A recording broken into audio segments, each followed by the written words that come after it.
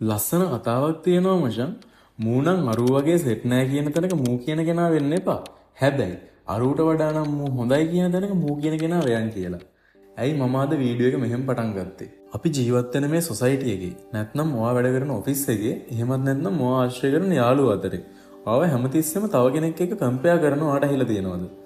අයියෝ ඌ වගේ නෙමෙයි මූට මේක බෑ කියලා කවුරු හරි ඔයාගේ සෙල්ෆ් වර්ත් එක බාල්දු කරලා තියෙනවද? අන්න ඒ වගේ තැන්වලදී අපි නොදැනුවත්වම අර හැමෝම අවතක්සේරු කරන බාල්දු කරන චරිතයක් බවට පත් වෙනවා. හැබැයි කාටවත් දෙවෙනි නොවේ හැමෝම අගය කරන ඒ high value individual කෙනෙක් වෙන්නේ කොහොමද කියලා අපි අද කතා කරමු. But wait, වීඩියෝ එක තප්පරයක්වත් මග හරින්නේ නැතුව අන්තිම වෙනකම් බලන්න. මොකද ඔයාගේ personality එක රැයින් වෙනස් කරන්න පුළුවන් ගොඩක් අය නොදන්න රහසිගත සයිකොලොජිකල් ට්‍රික් එකක් මම මේ වීඩියෝ එකේ මැදදී ඔයාලට රිවීල් කරනවා. ඉතින් ඔයාගේ සාමාන්‍ය ජීවිතයේදී සහ ඔයාගේ කැරියර් එක ඇතුළතදී ඔයාගේ වටිනාකම අරුවට වඩා ඉහළින් හදාගන්නේ කොහොමද? දැන්ම channel එක subscribe කරලා ලෑස්ති වෙන්න. Let's get into the video.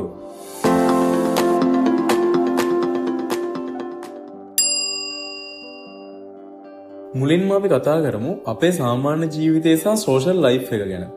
ගොඩක් වෙලාවට යාළුවෝ සෙට් එකක් මැද ඔයා මූණම් මරු වගේ සෙට් නැහැ කියන තැනට වැටෙන්නේ ඇයි?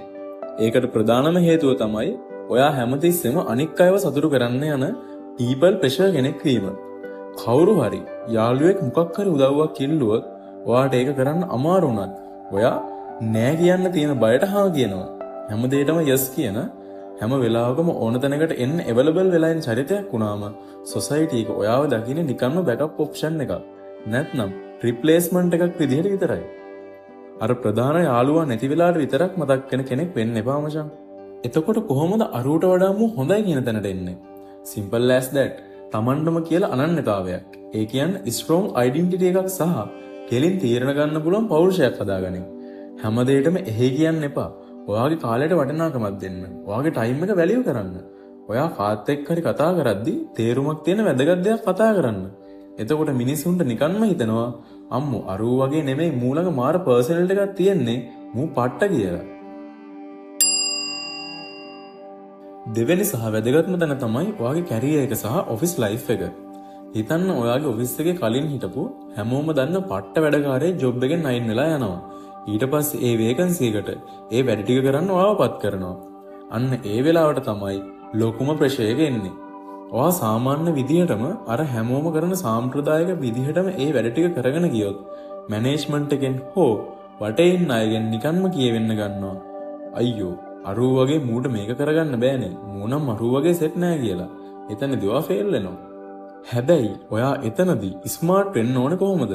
ඔයා වැඩ කරන්නේ operations, sales, logistics, HR හෝ මොන ශේෂ්ත්‍රයක වුණත් වැඩක් බාරගත්තම ඒක නියමිත වෙලාවටත් කලින් සුපිරියටම ඩිලිවර් කරන්න.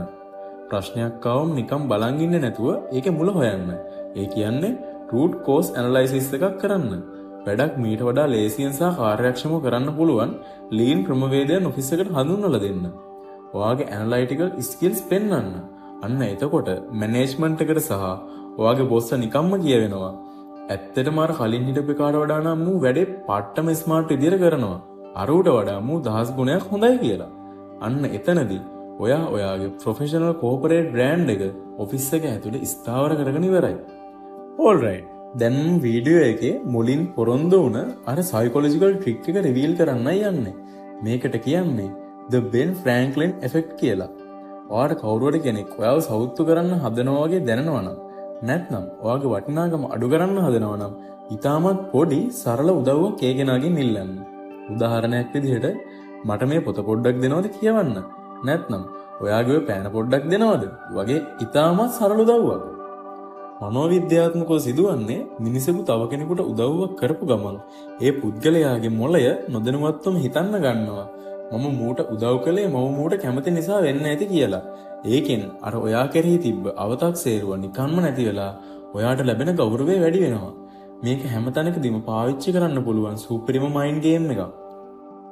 ඉතින් මචං මේ සොසයිටි එකේ මිනිස්සු ඔයාව කාට හරි සමාන කරලා පල්ලෙහාට දාන්න හදද්දි ඒකෙන් බේරෙන්න තියෙන එකම රහස තමයි ඔයා ඔයාගේ ස්කිල්ස් සහ වැලියුස් එක දිගටම අප්ග්‍රේඩ් කරගන්න එක. අලුත් දේවල් ඉගෙන ගන්න.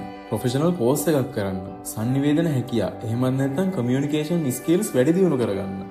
ඔයා ඔයාගේ වටිනාකම දන්නවනම් මේ ලෝකේ කිසිම කෙනෙක්ට ඔයාව බාල්දු කරන්න බෑ. අද වීඩියෝ එකෙන් ඔයා ඔයාගේ ජීවිතේට ගත්ත ලොකුම පාඩම මොකද්ද? අත්දැකීම් පල්ලෙහෙන් කමෙන්ට් එකක් දාන්න. ඔයාගේ කැරියර් එක සහ පර්සනැලිටි එක සුපිරිටම කොට දාගන්න උදව් වෙන මේ වගේ වටිනා වීඩියෝ දිගටම බලන්න ASU Career Lab channel එක දැන්ම subscribe කරලා තියාගන්න. See you in the next video. Cheers!